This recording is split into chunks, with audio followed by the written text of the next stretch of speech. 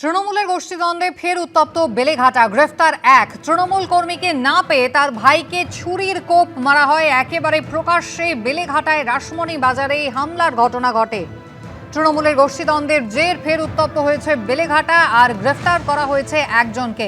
তৃণমূল কর্মীকে না পেয়ে তার ভাইকে ছুরির কোপ মারে এক ব্যক্তি এবং প্রকাশ্যে বেলেঘাটার রাসমণি বাজারেই হামলার ঘটনা ঘটে।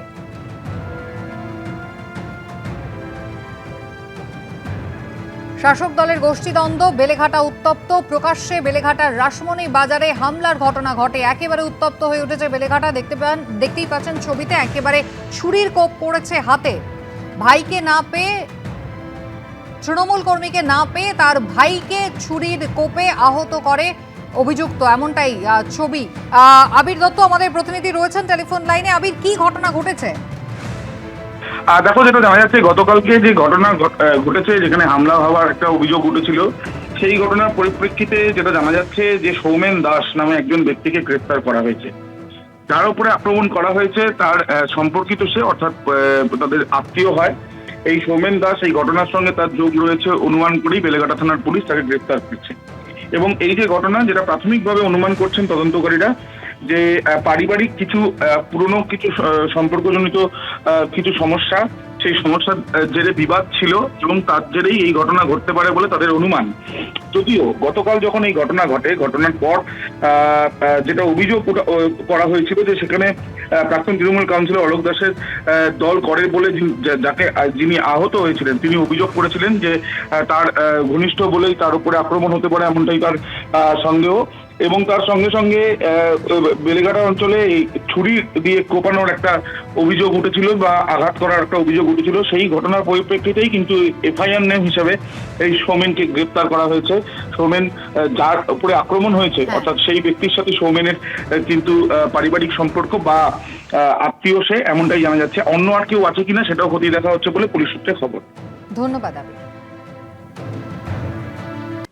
স্ত্রীর কথায় কিডনি বিক্রি করেছিলেন, কিন্তু কিডনি বিক্রির লক্ষ লক্ষ টাকা নিয়ে প্রেমিকের কাছে চলে যান স্ত্রী।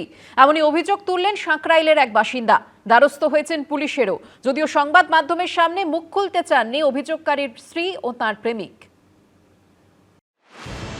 ভালোবেসে একে অন্যকে জীবনের সঙ্গী হিসেবে বেছে নিয়েছিলেন। 16 বছরের বিবাহিত জীবন, একটি কন্যা সন্তানও আছে। কিন্তু বিয়ের এত বছর পরও স্ত্রীর বিরুদ্ধে ভয়ঙ্কর চাঞ্চল্যকর বিশ্বাসঘাতকতার অভিযোগ তুললেন হাওড়ার সাঁকরাইলের বাসিন্দা পিন্টু বেজ। তার অভিযোগ, অভাবের সংসারে স্ত্রীর কথা মেনে কিডনি বিক্রি করেছিলেন, তাতে 10 লক্ষ টাকা পেয়েছিলেন, কিন্তু সেই টাকার অধিকাংশটাই নিয়ে প্রেমিকের সঙ্গে চলে গেছেন স্ত্রী। 2 মাস 2 এক 3 এক এরকম টাইম লাগছে বলে খালি বলছি কবে হবে খালি তাড়া দিত। কি কবে হবে, মানে অপারেশনটা কবে হবে। আমাকে 1-2 মাস অপারেশন, আমাকে বলে 3 মাস বেডে থাকবে, মানে রেস্ট থাকবে, পুরো রেস্ট, কোথাও বেরোবে না, কোথাও কিছু করবে না।